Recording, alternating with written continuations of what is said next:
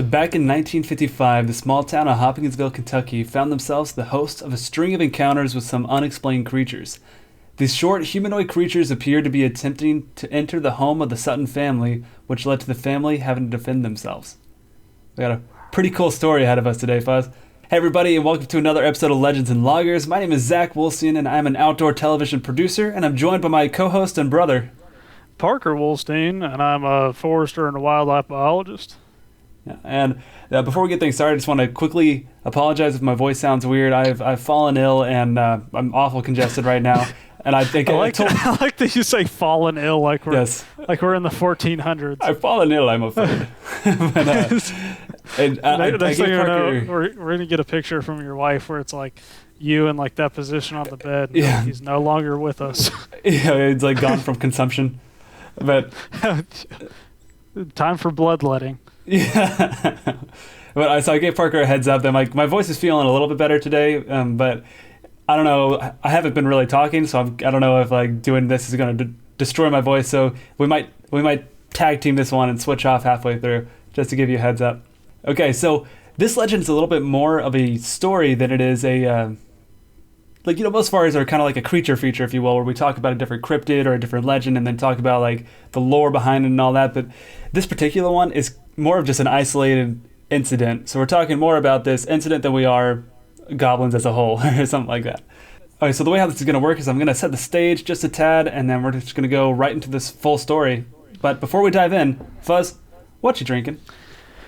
I've got Kentucky Bourbon Barrel Ale. Dude, that's crazy. No, I didn't. I changed it last second, but that's exactly... I had two in my hand, and I decided to go this route instead. That's why I told you. I was God dang it. I was like, I reckon we're going to have the same one. I'm no joke. I was at the liquor store and I was able to find this. Oh, my God. I've been to... I said that I have all these hole-in-the-wall places. Gas stations and whatnot. Most of them have Kentucky Bourbon Barrel Ale. I've seen that one, in my local gas station as well. So, like I said, Kentucky Bourbon Barrel Ale out of Lexington, Kentucky, a couple hours away from Hopkinsville. It's basically just a beer that was brewed in a old bourbon barrel. That is I've had it. I've had it before, but it was many moon ago, so I have no clue what it tastes like. Seriously, I had that one in my hand and I was about to buy it. That's crazy. I told you, I was like, I have a feeling you might go for this too. Yeah. If you can find it over there. Yeah. Gosh, that would have been great. But I decided to go more of the Goblin route than the Kentucky route. And so I got this thing. Whoa. Yeah. I might have seen that on a website somewhere. What's that called? Arrogant Bastard Ale.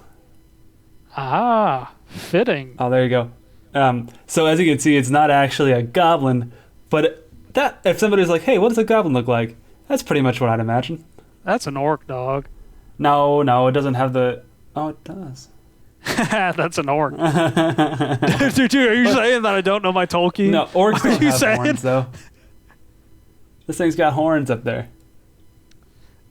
You know what? If Saruman wants to make the Uruk-hai whatever he wants to, then he could slap some horns. I don't know if I told you. I finished reading I don't know how to read. I listened to the Andy Sorkin version. With all the voices and sound effects and stuff? Andy Sorkin, right? That's his name? Andy Serkis. Andy Serkis. I listened to Yeah. And it's freaking awesome, dude. It was great. Lord of the Rings is the greatest trilogy of all time, greatest films of all time. Extremely...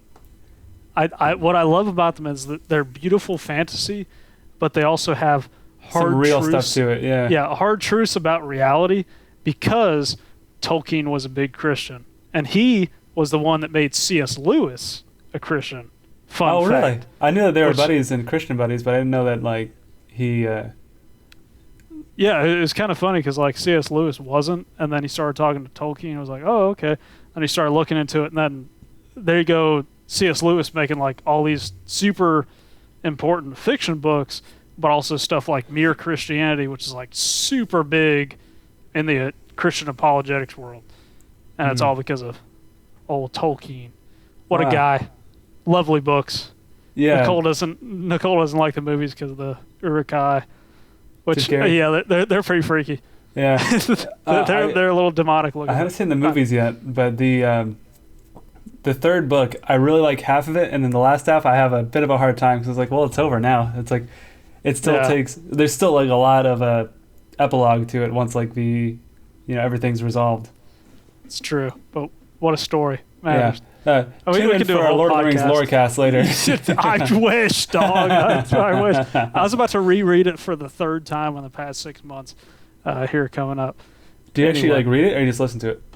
Listen to it. I mean, while I'm on like tractor or bulldozer or something. Dude, yeah. Audiobooks are the best. Audible, please hit us up.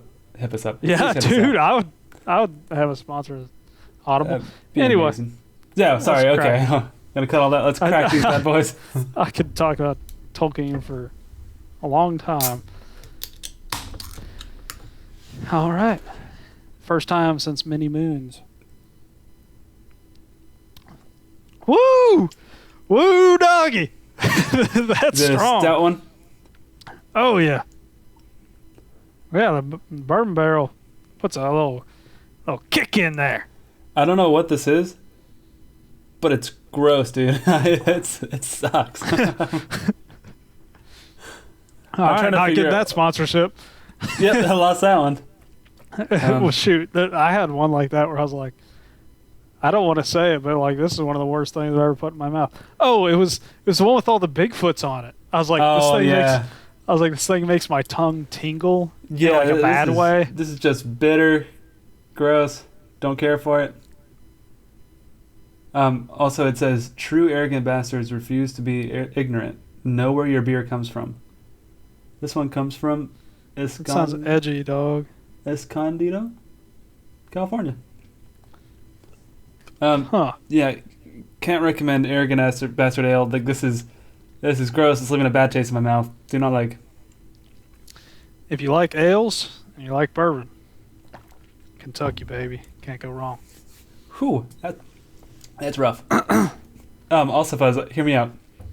Let's add a new segment to the show. You know, we got the what you drinking. What about what you're reading? Good. So yeah, let's just go ahead and dive on into this. And now, okay, we're gonna set the stage first, and then I'm not joking. This is like a full-on story that we're getting into. So, August 21st, 1955, a group of 5 adults with 7 children arrived at the police station.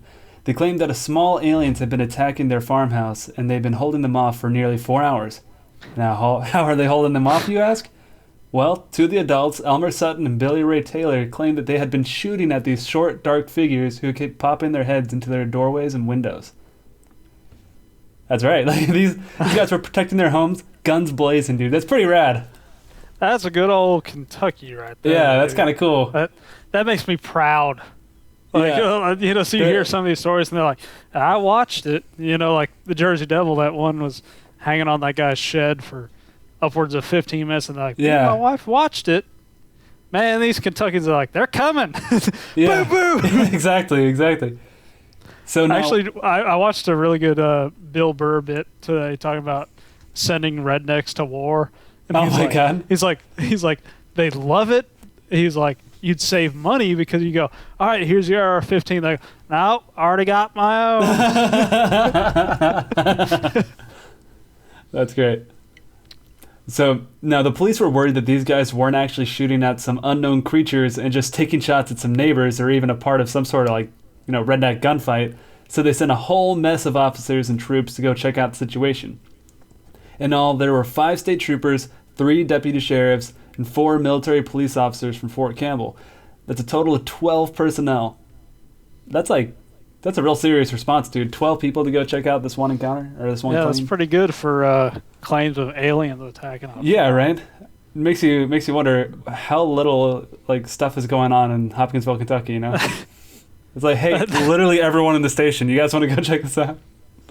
I used to have a big joke with Nicole about that because, when we were working up in Illinois, I mean, the refuges we were working at, they weren't big hunting refuges, and we also weren't huge for endangered species, but we had 2 federal game wardens. Why? And then I don't know. And then I forget what the name of the area of land was, but like we'd roll through there, and I'd make jokes to her, being like, I was like, I wonder what small town cops do. You know, like they roll up and they're like, well, it's still here. And then I would make a joke like, boss, I lost it. Lost what? Hunter's Bend is gone. What do you mean it's gone? And I'd hop out of the truck and be like, that piece of gravel was over here yesterday. That's probably what's going on in Hopkinsville. Yeah. Wow, that piece of gravel moved all 4 inches. Weird. I bet probably what happens is like people are running drugs and stuff out there through like Paducah and Bowling Green and all that, and that's probably all they get. Yeah. All I know is Bowling Green's a cesspool, and anyone that's from there is a terrible person. So, true. And if you went to college there, even worse. If you chose to go to college, oh my God. So, I also think Bowling Green still might be the fast food capital of the world. Well, there's a ton of fast food. Is it was that a thing it actually held? For a couple of years, yeah. Jesus Christ. Per capita, just had when they the thought most Bowling Green amount of couldn't get fast worse. food. Oh my Lord. Anyways, so the group of authorities headed out to the Sutton farmhouse near the town of Kelly. When they arrived, they didn't come across any creatures or signs of creatures being around, but they did find evidence of gunfire, such as holes in windows and door screens. So, I mean, something happened here. Regardless of whether or not it was supernatural, something had this group so riled up that they decided to blast holes into their home. That doesn't take a lot for Kentucky folk. Yeah. It doesn't take too much to rile them shoot up. this can off that there ledge. Boom, hole in the wall. You don't need aliens to get Kentuckians to start blasting something. Yeah. But, so, okay, what exactly happened in the Sutton home? An article from Southern magazine Country Living tells the story best, so I'm just going to go ahead and follow this article dang near verbatim. So here's how it goes. On the evening of Sunday, August 21st, 1955, Elmer Lucky Sutton, a young man in his early 20s, was visiting his mom, Glennie Langford, and 3 younger half-siblings at the farmhouse he'd grown up in, 8 miles north of Hopkinsville. On break from his job with the traveling carnival, Lucky and his wife... Yep, all right, let's just go ahead and address that. Yeah, it's a real reputable folk already off the get-go. Oh, yeah. So on break, yeah. A redneck carny in the middle of nowhere. So on break from his job at the traveling carnival, Lucky had his wife Vera and their friends Billy Ray and June Taylor with them for the weekend. Yep, Billy Ray too. It's freaking nailing it so far. This gets more awesome the more you talk. Yeah. It's already starting off Kentucky. They immediately start blasting. He's a carny, and one of his friends is Billy Ray. Yeah. His brother JC and his sister-in-law Elaine, I think, plus a family friend OP. That's his name. The letters OP. Overpowered. Yep. We're also there on that night. Just starting off here, the whole thing of it's just already getting so wild. Reminds me of one time I was up in South Dakota, and my coworkers are making fun of me because they're both from Colorado, but one had lived in South Dakota for a long time, and they kept on making fun of Kentuckians and calling us rednecks and hillbillies and all that. And I was like, you guys need to stop with the Kentucky slander. And I was like, getting on them. And then they're like, all right, we'll cool it with the making fun of Kentucky. And then we're driving along the road. Somebody mentioned something. I was like, oh yeah. This one time I was dealing with a snake church working for the State Fish and Wildlife, and they're like, you can't tell us not to make fun of Kentucky. And then immediately be like, oh yeah, this time I was working for the state government and dealing with this snake church that Kentucky has laws for. And I was like, yeah, you got me there. Yep. Down to the rights.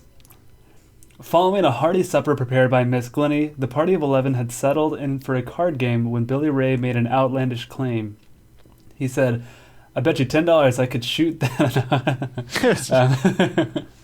Walking back into the house from a trip to the well to refill his water glass, he blurted out that he had just seen a round metallic object with rainbow-colored streaks trailing behind it, moving through the sky above the farm.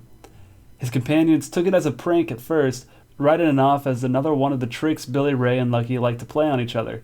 But Billy Ray seemed genuinely bothered by whatever he'd seen. Despite the others' insistence that it was probably a meteor or a shooting star. When he asked his wife, June, for reassurance that she had believed him, the absurdity of it all sent her and the others into fits of laughter. So nobody believes poor Billy Ray. Poor guy. Poor guy. He's got an achy breaky heart at this point. Yeah, at this point. All right. He might have a daughter that goes crazy. Yeah, oh God. We'll see. Hopefully this doesn't really affect his daughter in the later years. Yeah, hopefully his daughter doesn't come in like a wrecking ball. Anyways, let's get back to this party in the USA. Unwilling to let it go. Unwilling to let it go, Billy Ray got lucky to walk out to the well with him so he could point out exactly where the object had gone across the sky. Lucky didn't know what to make of his friend's story, but it had been clear that something had scared him.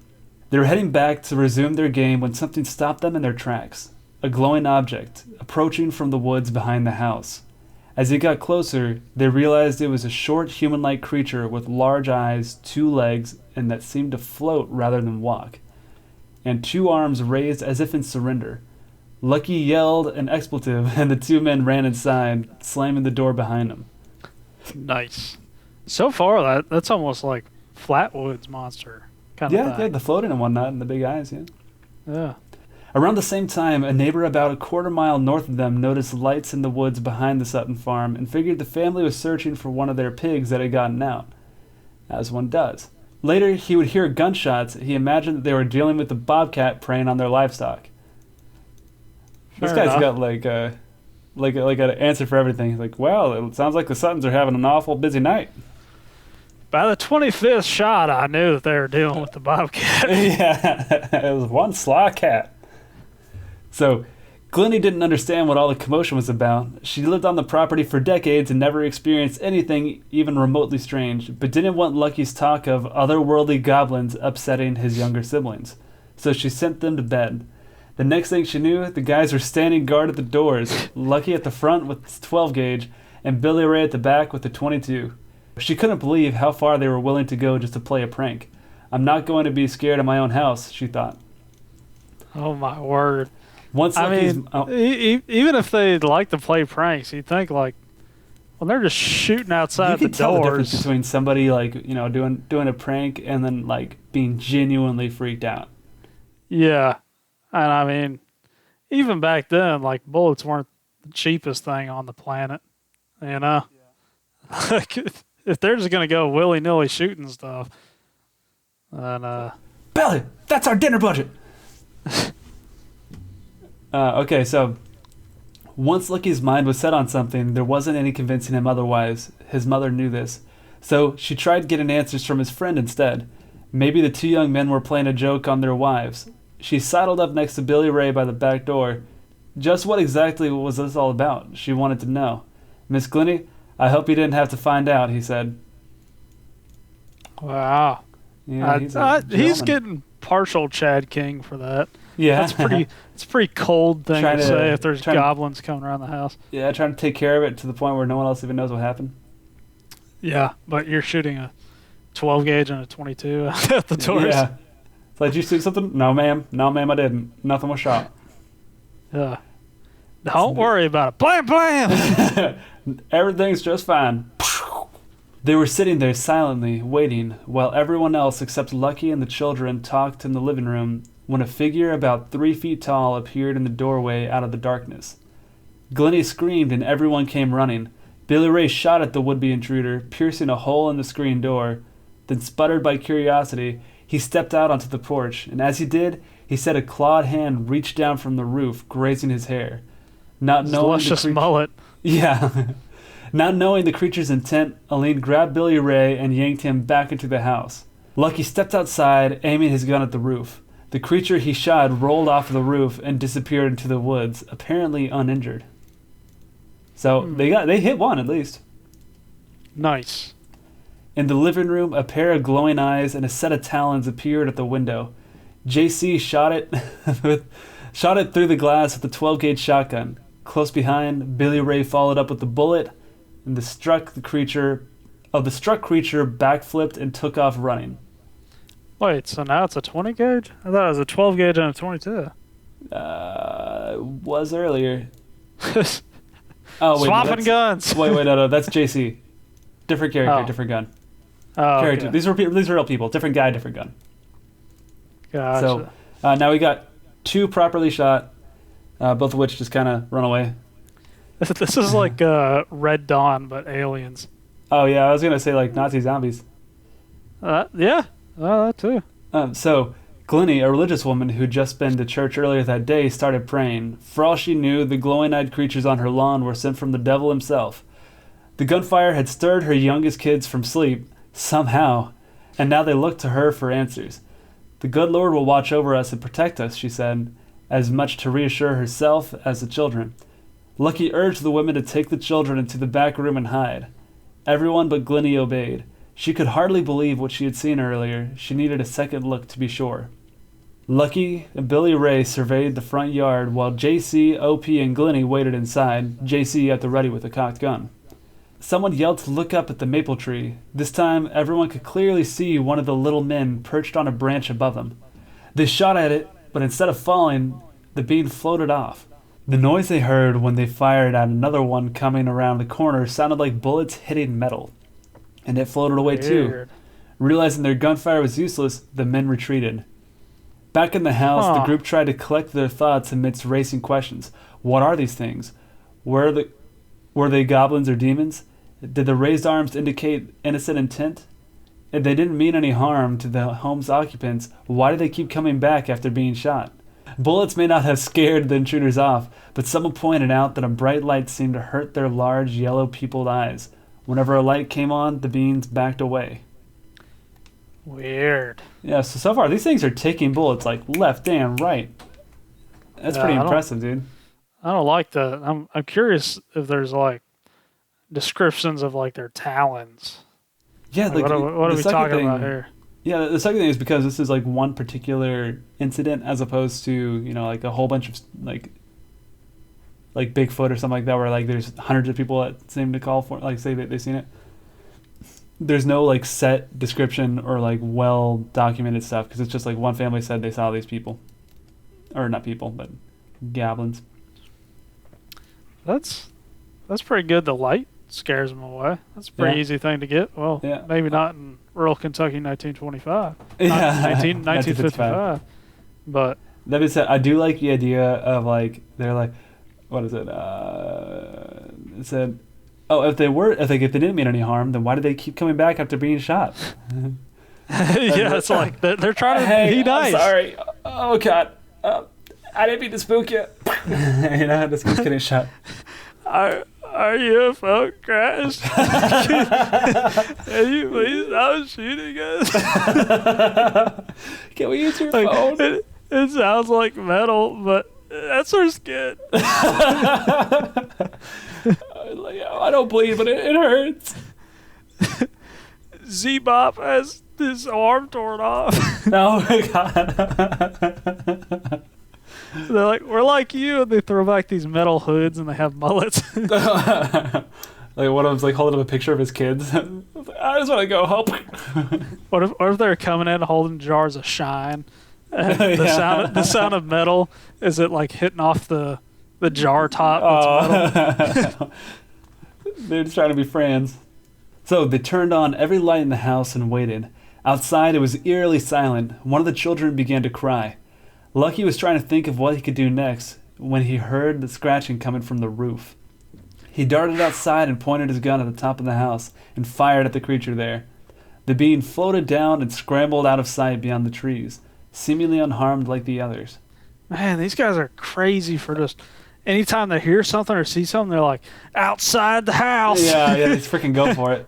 I mean, they're not like, oh man, let's see if it gets in, post it up. They're like, we're not letting that thing inside the roof, and they'll just run outside, shoot at it. This one, it's unclear if he actually hit the goblin or not, but either way, I like how it like, imagine it's like, it's on the roof, right? It just, floats down, and then scrambles off. It's like, oh God, oh God, oh God. Why not float away? Why not float to safety, you know? Maybe it's faster scrambling than it is floating. Oh, okay, yeah. I like the idea of it like floating. I imagine it floats down like Mary Poppins style, like super graceful, and then just like mad dash scrambles out once it's the ground. Yeah, I imagine it's like graceful, the whole umbrella thing, just like standing in place as it gently glides, and then once it hits the ground, then it turns into like a mouse. Yeah, just like yeah, scurrying on. All right, so it was time to get out of there, and when the coast was clear and everyone made a break for the trucks, piling in as fast as they could. And that's about the time when the police and soldiers were sent out and had their fruitless search of the area. After they left, the family returned, and their encounter wasn't over just yet. At 3:30 in the morning, after attempting to nap, Glennie awoke to the sight of one of these little men on the other side of her bedroom window. She called out to Lucky, who was dozing on the couch in the living room, and he and Billy Ray spent the next couple of hours watching guard with their guns. But, it's not like the guns did anything in the first place. The creatures left just before daybreak, and they say that this was the last time the family would see any of the goblins again. Wow. That's like that thing we talked about where it's like one of the most horrifying things in the planet. Yep, seeing these there's something unholy creatures outside your window. Yeah. Yeah, you're like, oh, I should probably just look, calm my nerves. There's nothing out there. And she looks, and then it's there. Is. Yeah. Yeah. No, thank you. Be gone, devil. To hell with the devil. Yeah, they should have just played that. Yeah, right. So yeah, that is the story of the Hopkinsville Goblins. What are your thoughts on the story as a whole, Mr. Fuss? That's pretty wild. I mean, it kind of goes one of two routes. Either they absolutely saw something, or they didn't see anything at all. Yes. Like, I feel like this one is a thing where there's not a lot of middle ground here. Yeah. Like these guys were firing at something. This whole family was pretty daggum scared. They were worked up, something fierce. And it'd be different if it was like, a couple of buddies that are worked up, but like this is a whole group of 11 people that were all worked up. Yeah, and like worked up enough to where they could get 12 police officers and military police out there. Like that's a big deal. Yeah, you got to do some convincing there to get that kind of support. Yeah. But yeah, I feel like it's either that or nothing happened at all. And the cool thing about this one too is like, a lot of the sources or like stories that we talk about are more of rumors, but this is like an actual, once again, documented thing, and similar to the Beast of Gévaudan. It appears in like actual texts and whatnot, but not from freaking 1600s and all that. It's from, 60. I'm not great at math. 80 years ago now. Something like that. 70 years ago, something like that. But yeah, like there's actual newspaper accounts that talk about this. You can see pictures of the family. You can see the like the holes where they shot and whatnot. It's not just like something passed around as urban legend. Like this is a actual event that happened. Yeah, and like where the pictures of the family are in the newspapers and stuff, it's like I don't know if this is really something that you'd want your family known for per se. Yeah, exactly. Like, because I don't think they were going on to sell like Hopkinsville Goblin T-shirts. Like it probably took a bold move for them to even talk about it. So yeah, that's where you become known as like the crazy family that lives in that shack down the street. Yeah, so that for me that lends a little bit of credence because I don't. You don't want to be that family. Yeah. Yeah. Huh. And so with that, let's go ahead and get to the potential explanations. First, we have a real weak one that I personally don't buy, but it's worth mentioning because it floats around in these cryptozoological communities and whatnot. But some say that the family was just simply drunk. Just plain and simple. They had too much to drink and they started seeing things that weren't actually there. Now, I don't know about you, Fuzz, but I'd say you have to have a whole heck of a lot to drink in order to start seeing alien creatures. Because as far as I know, alcohol doesn't make you hallucinate. So that's a pretty good stretch to me. Yeah, I think like the only alcohol that could potentially make you hallucinate is like absinthe. But that's because isn't that like a color type of thing? Not like you see like weird shapes and colors. You're not seeing stuff like projections and whatnot, right? Yeah, I think it's mainly like sensory stuff because it's made with wormwood, which is very Wood made historical of and worm. weird. No, it's an herb. But yeah, wormwood's weird stuff. So if you mix alcohol and weird herb, then you're gonna get weird effects. But even wormwood, it's like you have to drink a whole lot of wormwood before you start getting to even near hallucination, Hallucinogenic, seeing yeah. stuff kind of thing. Yeah, that would be a whole lot to drink to either see stuff or get that paranoid to start shooting. I mean, I could see somebody that's like, I've seen some people where it's like they start drinking, they're like, "Hey, where's that gun?" They're like, You're like, ah, they're like, "Give me the gun." no. That happened to me. I was at a 21st birthday party, and they got the person handgun, Kentucky, Yeah, and and the family was a little bit wild, and this person's older brother was like, he was kind of waving around the gun. He set it down, and I took it, because I was like, this guy's crazy. yeah. And then throughout the night, he'd come up to me and be like, "Hey, man, like, so glad you're here," and blah, blah. And he'd be like, "Where's that gun?" And I'd be like, no. I'd be like, "I'm not telling you where the gun is." He'd be like, "You probably shouldn't, man." He's like, "Good job." And then he'd be like, "Man, I want to shoot that gun, man. Yeah, I want to shoot it off." And then he'd like get up on my face and be like, "Where's the gun? Where'd you put the gun?" And then it's like What? yelling at me. And I'd be like, "Dude, I'm not telling you where the gun is." And he'd be like, "Yeah, you probably shouldn't." It was like Wait, this do I know this guy? no, but it was like a really weird. Like, I guess he might have had like bipolar or something, but he was Well, it like, sounds like it, yeah. he'd like be in my face screaming at me, he's like, "Where'd you put the gun? Where's the rounds? Blah blah blah." And then I'd be like, "I'm not giving you the gun." And then he'd be like, "Ha ha, hope you're having fun, man." And then Oh like my walk off god. and leave me alone for 15 minutes. I'm like, "What's happening?" Jesus. That's But the yeah, most like, flip-flop you can get. Yeah, it was one of the weirdest nights of my life. But yeah, I could see wanting to shoot something. Yeah. But like claim that you actually saw aliens or goblins or something. That's Which once again extra. brings us back to, yeah, maybe they did get drunk. Maybe in their drunken stupor they decided to see, just do target practice in the house, blew a couple holes, and they're like, oh crap, how do we explain this? Aliens. There's aliens trying to get in. So I don't know. That seems like a little too out there for me. No, yeah, why would you tell people about it? Yeah.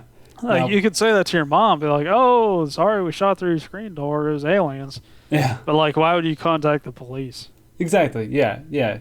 And like bring the whole family down there. And there's 5 adults too. So like all 5 of them are like absolutely plastered to the point of seeing aliens. I doubt it. So the second theory is one that pops up with pretty much every cryptid, and I bet you can guess what it is. Sandhill crane, It's really close. owl. Yeah. Heyo. Yeah. You're absolutely correct. I'm starting to think that every cryptid sighting can be explained by owls. Apparently people they think they know owls, but they really don't. Yeah, apparently owls are these mystical creatures that nobody Yeah. knows what they look like or behave like. That being said, for this particular story, I think owl actually does fit the creature pretty well because I don't know if you've seen the depictions of these guys yet, Parker. But I think a long time ago. they're supposed to have like yellow eyes and like pointy ears, kind of elf-like, if you will, Ah. but like real pointy ears. And the great horned owl has pointed crests. I don't think it's actually its ears or anything, but it has like these pointed crests on its head that would look very similar to like pointy eels. With the Pointy eels. that would look very similar to like these pointy ears that these goblins were said to have. And then as far as the yellow eyes, owls also have yellow eyes often, and they can even appear to glow when reflecting light. So, I mean, they're dang near crossing off every box. These owls are also pretty tall. They match up to the low end of the height that the goblins were reported to be. And I don't know too much about owls, but I imagine that they could peek through doorways or windows. And if you happen to notice one in the night unexpectedly, I'd imagine that'd be awfully terrifying. So, Yeah, but the question is why? why would they peek in? Yeah. I have no idea. I've never seen an owl peek on I've a never window. heard a story of an owl peeking at somebody's. But do you think house. that they could though? I mean, yeah, Yeah, right. So I mean, it's possible. but like with their eyesight and stuff, if they're perching somewhere at night, they're looking for like rodents and stuff to eat. Okay. All right. Okay, Parker. Okay. All right. I'm gonna propose a couple scenarios for you. Okay. There's Go 7 ahead. kids here in this house, right? Yeah. Yeah. And kids are rodents. Maybe it's one of the kids' birthdays. Maybe they got a hamster. Maybe they're playing with that hamster on the ground. Al happens to fly by, looks through the window, sees a hamster running across the floor. Al comes over, peeks in the window. It's like, oh, is that a hamster? The Sutton family, they don't put 2 and 2 together. They think a goblin came, you know? Oh yeah. It's like that other story where a family got a hamster for their kids, and then the owls came. And they shot at the owls, and the owls made metallic sounds once they get shot at. Yeah. You nincompoop. Well, Yeah. all right. Tell me. I got another theory. Okay. So, imagine they had a drink or two. Yeah? Like, Yeah, imagine as one you're, does. You're there that night, and you've been drinking. You don't rightly have your wits about you, okay? Now you see an owl peek in and look at your son's new rat or hamster or whatever it is that's scurrying across the floor. You're like, oh crap! And then you whip out your gun, right? You shoot at it, and you start hearing things. You know, your ears are ringing. You got tinnitus now, and yeah. Right. I'm gonna say maybe they weren't correct in thinking what they were hearing. Okay. So hamsters were starting to become pets in the 1950s. There you go. You heard about I this new thing. It was all the rage, hamsters. So you got one for your son. I don't know if they would have made it down to Hopkinsville, Kentucky at that point. Little did you know, that's actually ground zero for hamsters as pets. No. Anyways, all I'm saying is, if you were drunk and you saw a freaking great horned owl, pretty big freaking bird with little freaking horns, happened to, not actual horns, but it looks like it. So happened to look through your window or whatever in the dead of night, that'd be pretty freaking scary, you know? That get me all riled up. So Did I ever tell you about the bunkhouse in Illinois? Oh no. So whenever I worked for Federal Fish and Wildlife up in Illinois, it's my first night staying there, and it's way out in the sticks. I mean, like they would shut the gate at night and lock it, and it was just me and then like farmland and lake and bottomland hardwoods for miles. And I'm laying there. I'm a little spooked already. I kind of just got like an odd feeling about the bunkhouse. I'm laying there going to sleep. And as I'm falling asleep, pitch black, I remembered that before I went to sleep outside, like my bed was right next to the big window, and my head was facing the wall, and just across the wall was double door iron cellar doors. Oh, yeah, that's good. So I'm going to sleep, and I hear dum dum dum dum dum dum dum, and I'm laying there, and in this bunkhouse, I just brought like a sleeping bag, and I just like, oh no, it's not good, because I mean it's right on the other side, big old window next to me, and just like cellar doors just crashing like something that's yanking on them. Oh man, I had chills the rest of the night. I barely slept, dude. And then I found out later on, because it happened like a couple more times when everybody going to sleep. And I found out later on that these raccoons, they'd come from the opposite way. They'd come out of the woods, cross the yard, and then they'd climb up the bunkhouse, and then they'd jump off the bunkhouse directly on top of the cellar doors. Why? And like they were coming from farm field to go to near the lake, so they're eating like all this corn and soybean and like going to eat crawfish. So they're like big chunky raccoons, and they just jump off there and like slam it, and it go doom doom. And so like, dude, I was terrified. I was like, what is living in this basement? It was trying to like, get out. Yeah, I mean, it was my first time in Illinois. I had never dealt with tornadoes or nothing before. And they're like, oh, if there's a tornado, just go down to the cellar. And I was like, no, no, no, no. I was like, I'm not going down to the cellar. And they're like, why? And I was like, I've been hearing it crash open at night. And like, I heard it, man. 11 at night. Yeah. Yeah, I got that figured out. That's hilarious. See, now after the second night, would you not want to like find out what's making that sound? Like, the first time I'd probably just be like, oh, that was weird, and then not really think about it again. But the second time, I'd probably like be at least peeking out or like set up some sort of camera or something. Well, like it would happen at different times. Oh, you didn't know when it was gonna be. Yeah, because the raccoons, like, they're not known for their consistency. Yeah, but eventually I did. Like the third night, I slept on kind of like, it was a room with 2 beds. And the window was in the center, cellar doors are on the other side. So I slept on the other bed, and then like right as I heard it, I just like got the courage and had my headlamp and like threw open the window and like turned on my flashlight, and there was just like a little pack of coons, and I was like, oh, okay, that was like, holy crap. Yeah. Oh man, because it was loud. Yeah, no, that'd be terrifying, especially with it being. You said it was like metal doors, right? In like iron cellar doors. Yeah, no, like that'd be the big heavy ones where sounds. it's like every horror movie something is bashing against the side. Yeah. And I was like, they're like, oh, if there's a tornado, just go down there. And nope. No, thank you. I'll take my chances with tornado, dog. Yep, I will sit in this rickety old bunkhouse and let the tornado take me before I go down to that cellar. Yeah. Yeah. Wild animals are crazy. Animals be wild, dog. Anyway, that's all to say. I don't even know how I got to there. Yeah, but, I don't know. But that's a fun story, though. so anyways, owls. I don't know about the whole owl. My thing is, if the answer is something known and terrestrial, my money's on owls. All right. So now the last idea is that this is, honest to goodness, an alien encounter, which is a pretty cool idea. There's not really much to say about it, but it's such a cool idea that it in fact became popular nationwide. Now, not only was this a story that was published in Kentucky newspapers or like local papers, it made it across the nation, appearing in larger newspapers and different tabloids of multiple kinds. And it even ended up reaching the attention of Steven Spielberg.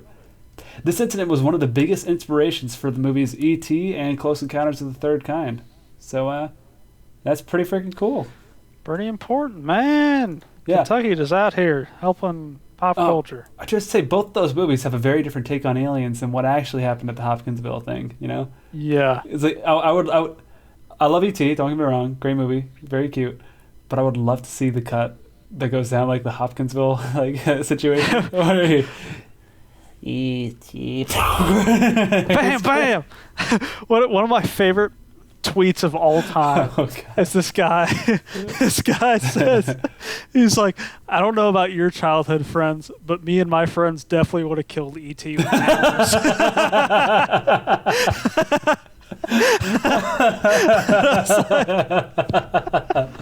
I was like, did me and this guy live the same childhood? Wait, he said with what? With hammers. He's like, I don't know about your childhood friend group, but me and my friends would have killed E.T. with hammers. Oh, man, I can tell you for a fact that we would have had like Red Riders blast him, dude. Oh, dude, we would have seen that thing and just done Guantanamo torture on him. Yeah, for sure. We would not have been giving him Reese's. It's like we leave like a Tide Pod trail. Yeah, he would have gone back to his ship. They have pigs. Oh god. Also, quick thing about the Red Riders. There's actually a time when me, Parker, and our friend Sam went around our house. We were probably like, wow, god, 6 or 7, 8, something like that. No, that probably a little bit older than that. Like 8, in between the ages of 8 to 10, and we were going around with Red Riders, like going ghost hunting. And we thought that Red Riders, like if we came across a ghost, we could shoot it with a Red Rider BB gun. Yeah, our logic wasn't really there. Yeah, and in doing that, Sam shot a hole in the ceiling of Parker's bedroom, And we asked Sure Parker did. not to snitch on Sam. So what'd you do, Parker? No, Sam said, "Do not tell your mom." So I said, "Okay," and I took a Post-it note and I stuck it up on my ceiling. That said, "Look what Sam did." And I had a little arrow pointed at the hole in the wall. I did not say anything. That's true. I just That's waited. true. I just waited till Mom was tucking us into bed, and I said, "Look what Sam did." What is that? I didn't say nothing. Yeah. I just got free. Ah, clever. Yeah. So this encounter has been the Also, one other thing. yeah. Nicole's family knows this very religious woman. I think she's no longer with us, but she's had like these crazy experiences, like almost like exorcism level experiences with like she's seen Bigfoots, demons cast out of people, like stuff like that. And she said one time she saw an alien or like a demon, maybe an alien. She was leaning more towards alien, I think. But she said it looked exactly like E.T. from the Spielberg film.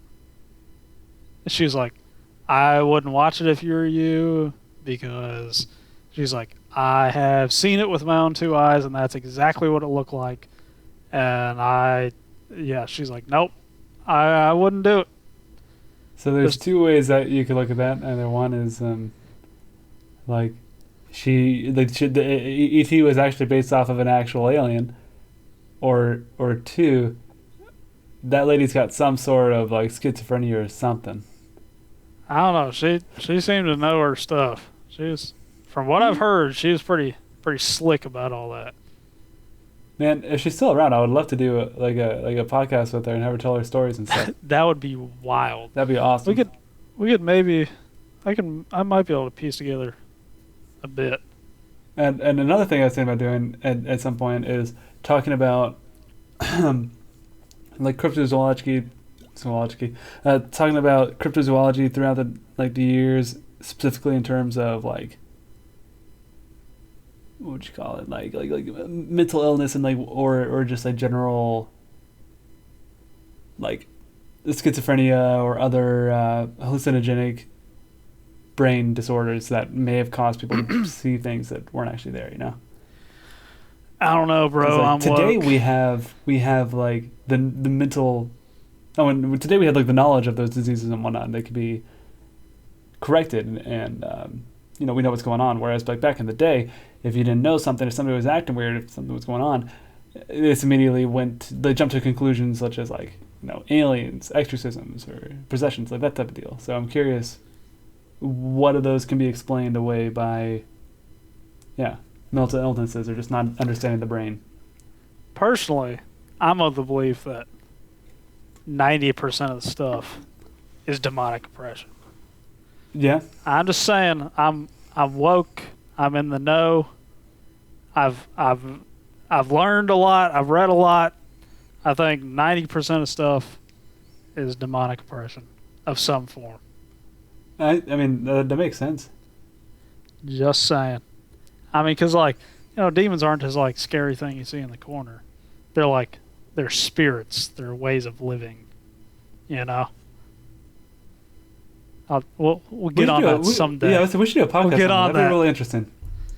Real quick, this sucks, dude. This is gross. Hard to get through. Yeah. Mine's good. It has this weird aftertaste too. Mine's good. It's just not. It's not what I want right now. You know what I mean? Yeah, I get that from time to time. Because I haven't tried that particular one, but I've tried a bourbon barrel beer before, and it was like, it's not that I didn't like it. It's just that like certain beers are paired better with certain things, and I found that one didn't pair very well with raspberry ice cream. It's just okay. Now mint chocolate chip. Mint chocolate chip is a different story entirely. Everything pairs with mint chocolate chip. Mint chocolate chip is so freaking good, dude. Yeah, best ice cream flavor. Don't at me. Other than Vanilla Gang Strong. Wait, what's better though, vanilla or French vanilla bean? I thought it was the same thing. I don't eat a lot of ice cream. Dude, You and Nicole need to talk about ice cream together. Yeah. Nicole, are we going to start an ice cream podcast? Yeah. Nicole and her dad, he'll be like, they'll get ice cream from the store. It'll be 11 o'clock at night. He'll go, I'm going to go to bed. He'd stand up from his recliner, go to the freezer, grab a full carton, like a full like thing of ice cream, and he'll sit down and he'll just start eating it. And we'll all look over at him, and he won't talk. He's just eating the ice cream. And then like Nicole's mom will be like, Randy, I thought you said you were going to bed. He's like, I am after this ice cream. And like, dude, he will go through that thing. He will go through it. Yeah, for like all of my high school years, I would eat ice cream like every day before bed. Yeah, it was ice cream and Oreo addiction. Oh, I had a legitimate addiction to Oreos to the point where my doctor said I had to stop eating Oreos. Like that's an actual. For real? Yeah, dude. Yeah. Oh my word! One of the doctors I was talking to said that I told him how many Oreos I would eat in a given day. He's like, you need to stop eating Oreos. But she didn't say I needed to stop it. She said I needed to really cut back. But I just quit cold turkey for a minute there. Oh my gosh! Yeah. Anyways, it's wild. I'm probably that way with cheese. Cheese? Yeah, we've got a bunch of curds from Wisconsin. I would hammer on those and washing it down with queso. Oh God! Yeah. Oh God! Been backed up for months. Anyway, Parker's mastered the art of the once a year poop. I am sucking up all the nutrients. All the nutrients the cheese has to offer. Sucked dry. All right. I poop sand.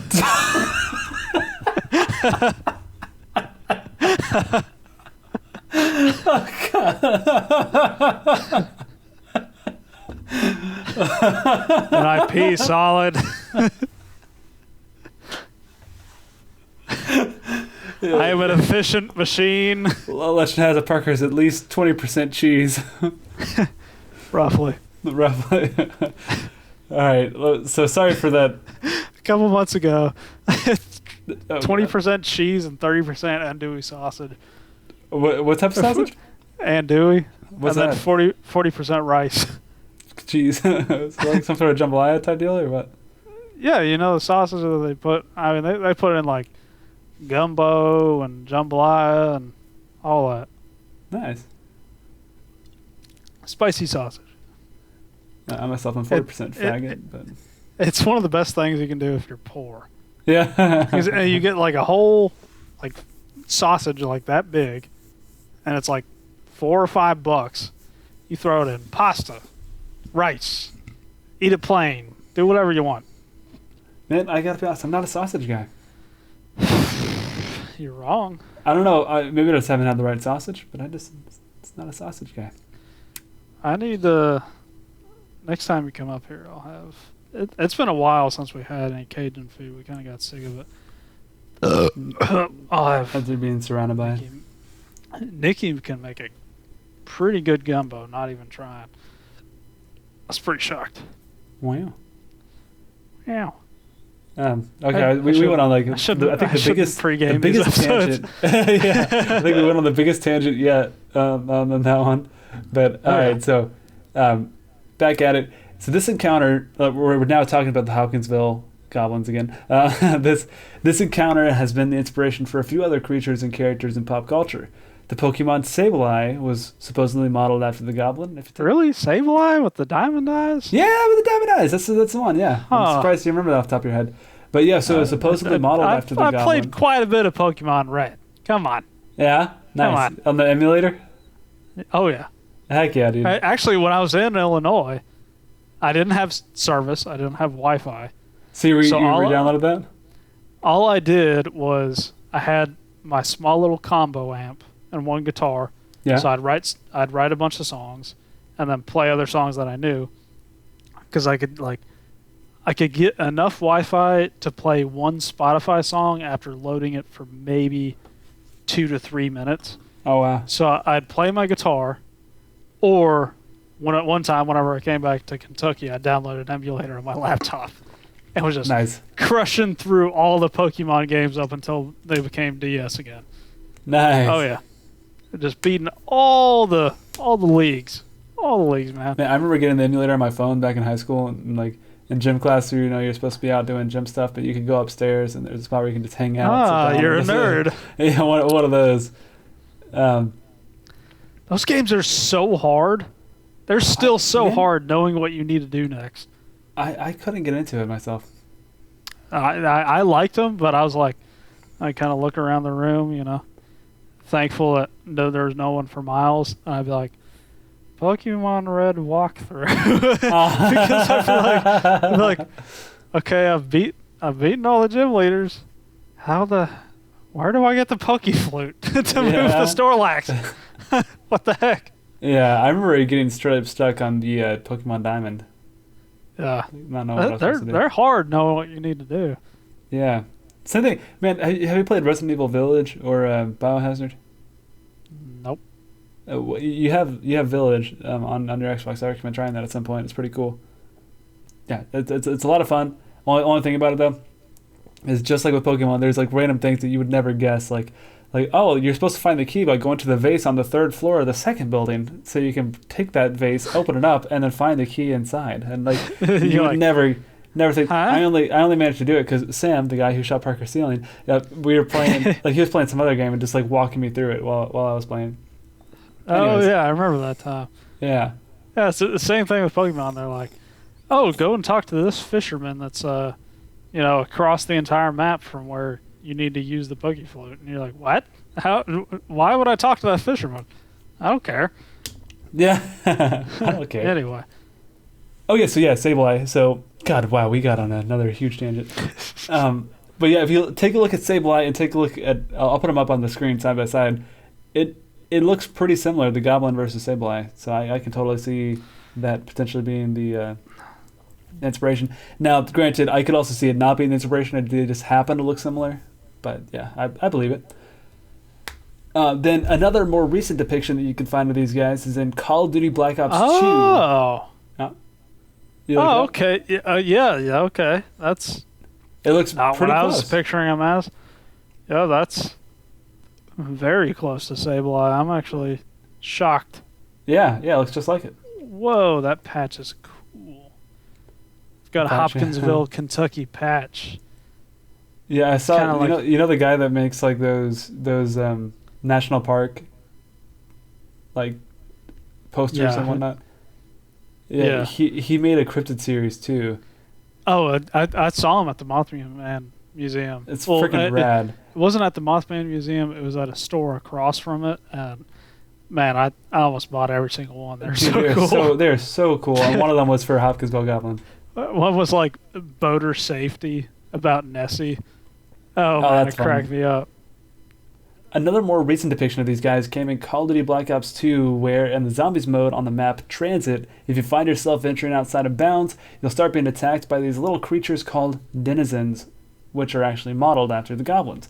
They're like these little winged things. I don't know what to call them. They're humanoid, but weirder than that.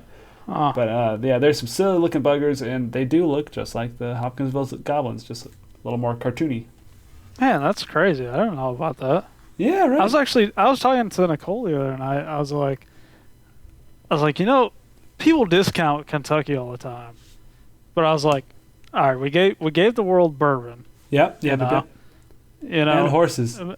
Yeah, horses popularized like Shine and everything, and then you also factor in. I had like commented on something that she posted with a Johnny Depp meme, and I've talked about how Dad used to drive us by Johnny Depp's sister's house. Yep. And then she's like, we're looking for a movie to watch. We saw Men Who Stare at Goats, and we're considering that. Clooney. Yeah, and she was like, isn't George Clooney from Kentucky? I was like, yes, he sure is. Yep, born in I was Lexington. like, man, we've contributed quite a bit more than I'd expect. Jennifer Lawrence from Louisville. Uh-huh. Yeah. Doesn't count, but... They're not all good. Yeah, I mean, friggin' Johnny Depp's from Kentucky. Yeah. Who'd have thunk? A Unabomber from Kentucky. For real? No. Ted Kaczynski, my Lord and Savior? No, that'd be funny though, wouldn't it? But Oh my gosh. so I believe that just about covers the story of the Hopkinsville Goblin. But do you have any closing thoughts on this whole shebang, Mr. Fuss? I've heard about them before, but I never really deep dived into the story, so I'm Me neither. Yeah. very happy that we did it. I thought there were these. I think I was comparing them to. Shoot, what's it called? There's a Monster Quest episode about them. Remember the one where the guy's got the camera that's facing him? There's something. Dover Demon. Oh, yeah. In my head, I would always relate Hopkinsville Goblin to Dover Demon. Well, I think you're right to do so. But yeah, it's neat being able to get into the full story of it, and I think it's definitely wild that, I mean, something had this family worked Real up riled enough yeah. to start shooting and putting holes in their Their own house and property, everything. And I don't particularly think that they were lying or they were drunk or anything like that. Myself, I might lean more towards the alien route rather than an owl or anything. Well, yeah, that's pretty crazy. It's a cool story, yeah. It's good campfire story. Yeah. Good campfire night. I hope you guys enjoyed this more story-driven version of Legends and Loggers. I know for the most part we focus more on creatures and doing dissections of those creatures, but I hope you enjoyed taking a route down the tail side of this. I always love the tail side. That's kind of where I come from. I like telling a good the Parker campfire episodes. story. Yeah, usually have a nice campfire feel to it. Yeah. This one did That's what feel more I like try a to go Parker for. episode.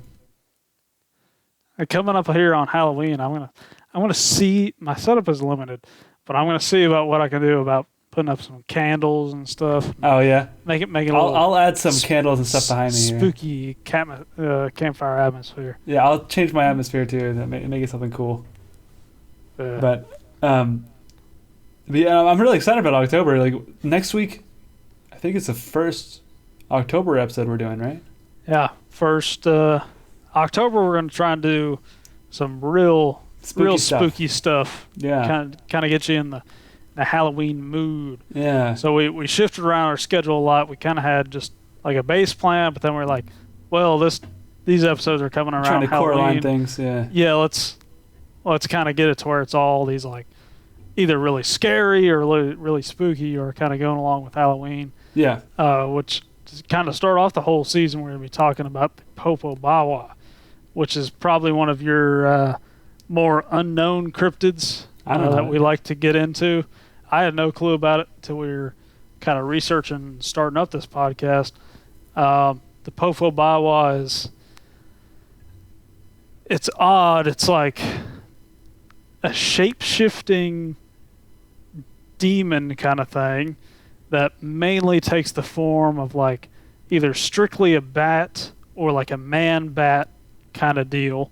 It comes from East Africa and has been associated with multiple events of mass hysteria within East Africa, and does some pretty odd and some pretty evil things to people. Nice. Evil bat. That's a pretty freaking great way to start off Halloween. Exactly. Yeah. Yeah. It does some pretty rough people it does some pretty rough stuff to people. So trigger warning on that episode. Oh boy. Okay. For sure. But yeah, it should be a good one. Even more spooky stuff coming up after that. So excited to be bringing that out. And then getting into a couple of my encounters and bringing on guests. We're bringing our first coming guest. up. That's third week of October, right? I think it's first week of November. Oh, first week of November. Okay. Yeah, that's right. Yeah, because it's not like too spooky. Not spooky enough to be in Halloween season, but still within dark. Which also, spoiler, I already had an encounter with one of the entities in here.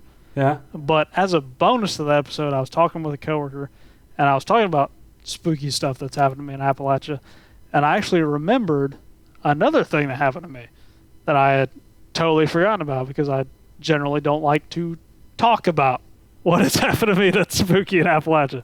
So I've got another little mini thing to kind of go along With that one? with spooky stuff. Oh, boy. Yeah. Okay. Well, that's exciting. Should be pretty fun. Excited about Halloween season and getting all these spookier stuff. Yeah.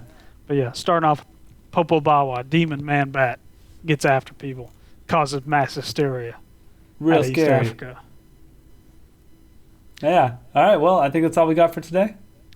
Yeah, absolutely. We appreciate everybody that watches the show and comments, likes, subscribes. Every little bit matters. And Yep. if you have any Yep. encounters with any cryptids or have any tales from your own family or personal encounters, be sure to let us know. Yep. You can follow send us us a at comment. Legends Loggers. Yeah, Legends Loggers at Wohlstein.media. It's in the description, or you can follow us at Legends and Loggers on pretty much any major social media platform. Yep, and we'd love to hear you.